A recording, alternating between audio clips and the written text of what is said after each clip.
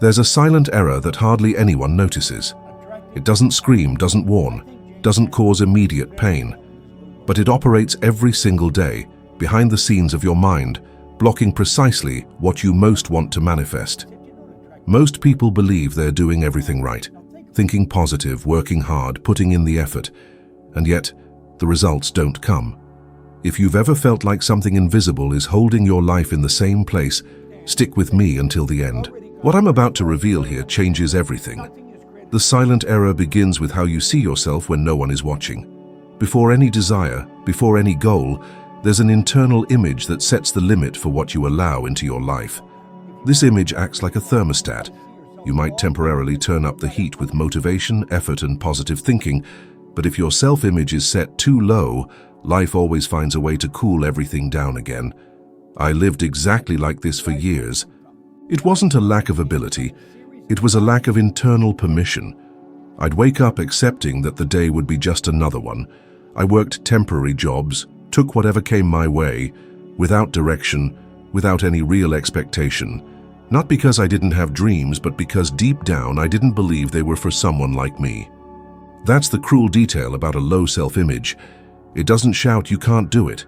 It whispers that's not for you. When you see yourself as someone who merely survives, any idea of abundance seems unstable, dangerous, or even irresponsible. How many people say they want more money but feel guilty just thinking about earning more than their parents did? How many claim to want to prosper but feel uncomfortable asking for fair payment for their own work? This isn't bad luck. It's internal consistency. Your mind always tries to keep you true to the image it has of itself. Studies in behavioral psychology show that people with a low perception of self-worth avoid opportunities even when they are clear. They procrastinate, hesitate, doubt, and then call it prudence. In practice, it's emotional self-protection. It's safer to remain in the familiar than to challenge an old identity. I remember times when opportunities arose and something in me told me to pull back. It wasn't conscious fear. It was a strange sense of not belonging, as if I were stepping into a space reserved for other people. This feeling isn't born of the present. It comes from old conditioning, from phrases heard in childhood, from silent comparisons, from experiences that shape the idea of who I am. Manifestation doesn't begin when you visualize what you want. It begins when you redefine who you are. Because the universe doesn't respond to occasional desires, it responds to sustained convictions. Repeated thoughts create mental habits. Mental habits build identity. And identity determines results. Consider what happens to someone who, internally, sees themselves as insufficient. Even when they earn more money, they feel anxiety. Even when they receive recognition, they're suspicious. Even when they make progress, they anticipate a fall. This internal state generates almost invisible behaviors, hasty decisions, poor financial choices, wrong associations. It's not punishment, it's alignment. On the other hand, when self-image changes, everything changes along with it. People who adjust their internal perception start acting differently without even realizing it. Their posture changes, their language changes, their pattern of choices changes. And only after that does external reality follow suit. Life never anticipates identity, it follows. There are public figures who completely transformed their paths by changing their internal image of themselves. Jim Carrey, for example, spoke openly about visualizing a new identity before any results appeared. It wasn't money that created confidence. It was sustained confidence that opened the door for money. The phrase that summarizes all of this is simple. You don't lose what you desire. You lose what you're uncomfortable sustaining. If wealth creates internal tension, you'll get rid of it. If success generates a fear of rejection, you'll push it away. The mind always chooses the familiar, even when the familiar hurts. While most people try to change their lives by attacking the effects, few have the courage to adjust the cause. Self-image is that silent cause. It decides how much you accept earning, how much you accept loving, how much you accept growing. And until it changes, any attempt to manifest something greater will be just a temporary effort against an invisible limit. When you understand this, you stop blaming yourself and start reprogramming. Because there's nothing wrong with you. There's just an old image asking to be updated. And when that happens, the external world has no choice but to follow suit. For a long time, I believed that the harder I worked, the more life would be obligated to reward me. This idea is deeply ingrained in most people. Working hard, sacrificing weekends, swallowing frustrations, enduring soul-draining environments, and still, the results don't follow. This generates resentment, exhaustion, and, over time, disbelief. The truth is uncomfortable but liberating. Effort without internal alignment doesn't create progress. It merely reinforces where you already are. I experienced this firsthand. When I was in the fire department, I performed my duties, did everything correctly, but inside there was a constant feeling of stagnation. It wasn't a lack of gratitude, it was a lack of expansion. Something within me knew I was putting energy into a place that didn't align with the identity that was beginning to emerge internally. As long as I tried to force greater results while maintaining the same internal structure, nothing changed. Most people repeat this pattern every single day. They wake up tired, say they need to work harder, but continue operating from the same emotional identity. The problem isn't the work itself, it's the internal point from which that work is being done. When the mind is misaligned, effort turns into resistance, and resistance consumes energy without creating advancement. Research in human behavior shows that people who believe success depends solely on effort tend to ignore internal factors like identity, self-worth, and emotional coherence. The result is chronic exhaustion. They do more and receive less, and then they conclude that the world is unfair, when in reality, they're simply being true to an old self-image. When I decided to leave the fire department, it wasn't an impulsive leap. It was a decision born from a silent internal adjustment. I no longer saw myself as someone limited to available options. This shift happened before any external results. When I opened my cleaning business, I had no business experience, no formal training, and no guarantees. What I had was a new internal reference. In the first year, the business generated more than $100,000. This didn't happen because the industry was extraordinary. It happened because I was no longer trying to grow from the same identity. This is a crucial point. Sustainable results never come before internal change. They come after, always. When you try to grow without aligning who you are with what you do, the mind creates almost invisible sabotages. Procrastination, miscalculated decisions, fear of charging, fear of expanding, fear of making mistakes. All of this seems rational, but it's just the old identity trying to survive. How many people do you know who say, "If I earn more, I'll have more problems," or "money changes people"? These phrases aren't opinions, they're internal limits disguised as wisdom. And as long as these limits exist, any effort will only hit the invisible ceiling of identity. Studies show that people with strong coherence between identity and action have higher levels of well-being, better professional performance, and more balanced financial decisions. It's not a lack of effort that's the problem, it's alignment. When mind and behavior work together, effort stops feeling heavy. It flows. If this is making sense so far, hitting the like button and subscribing to the channel isn't just a technical gesture. It's a way to signal that this kind of content needs to keep existing and reach other people who are putting in too much effort in the wrong place. This supports the channel and allows this message to move forward. The phrase that summarizes all of this is simple. You're not tired because you work too much. You're tired because you're working against yourself. When alignment happens, the same effort produces completely different results. And when that becomes clear, you stop fighting with life and finally begin cooperating with it. Most people believe their financial decisions are rational, but that's not true. Before any conscious thought about money, a silent emotion takes control. Fear of losing, guilt over earning, anxiety over not having, shame about wanting more. These emotions arise before logic and shape choices every day, without asking for permission. I learned this by observing people who, theoretically, had everything to prosper. I saw intelligent, hard-working individuals full of opportunities earn large sums and in a short time lose everything. It wasn't a lack of knowledge, it was emotional discomfort. The money entered an internal system that wasn't prepared to sustain it. And anything that generates internal tension eventually gets rejected. There's a very common pattern. A person says they want to earn more, but feels a knot in their stomach just imagining a larger bank account.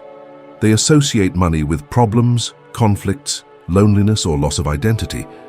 So unconsciously, they create situations to get rid of it. Someone who spends unnecessarily, makes impulsive choices, and gets entangled in poor decisions often calls it bad luck. Neuroscience research reveals that unresolved emotions directly influence the prefrontal cortex, the region responsible for rational decision-making. When emotions like fear and anxiety are active, the ability to plan and choose wisely drastically diminishes. This explains why so many people repeat financial mistakes, even when they know exactly what they should be doing. I myself have experienced this internal conflict. There was a period where every financial step forward was accompanied by a strange uneasiness, as if something wasn't quite right. I realized it wasn't the money itself that troubled me. It was an old identity trying to maintain control. The moment I started observing my emotions instead of simply reacting to them, something shifted.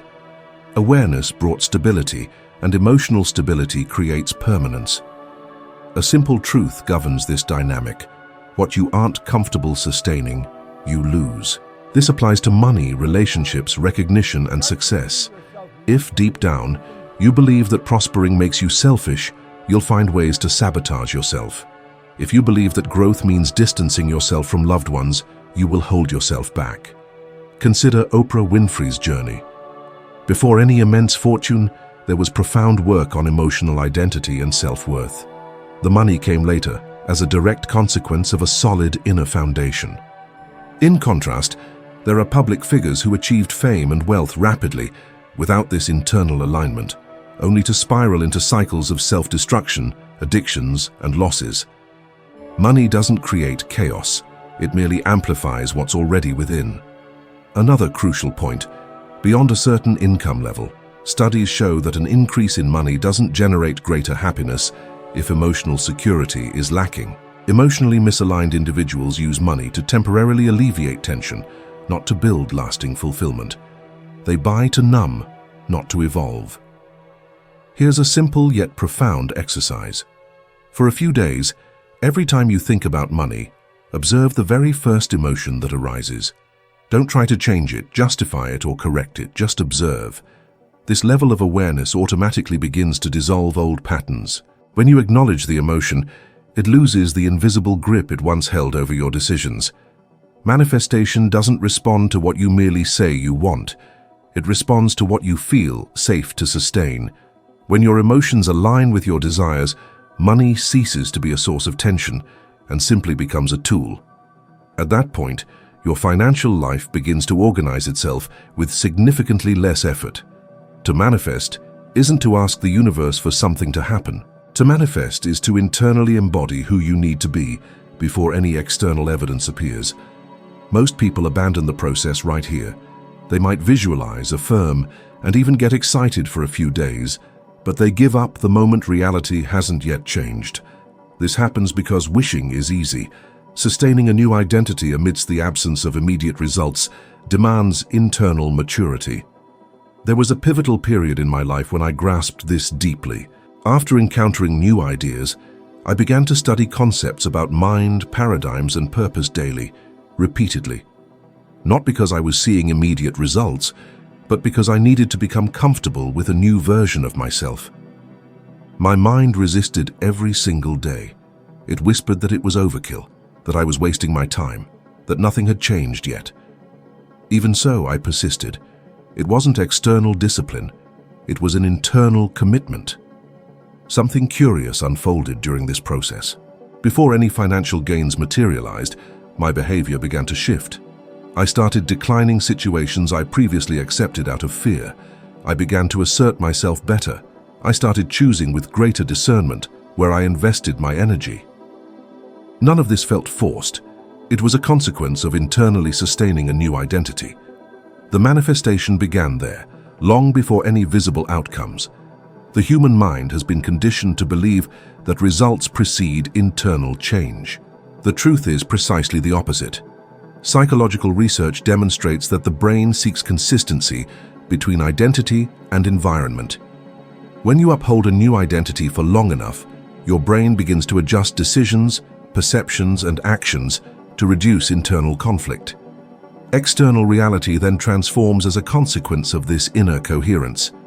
Most people don't fail because of negative thinking. They fail because they don't sustain the new pattern when the old one starts to scream. They revert when family members express doubt, when friends mock them, or when the numbers still don't reflect the desired change. To sustain is to remain faithful to your new self, even when no one is applauding.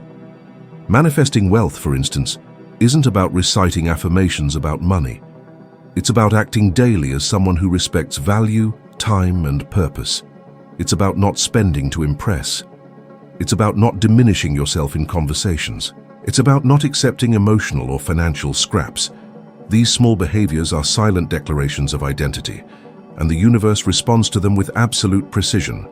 There's a vast difference between hope and decision.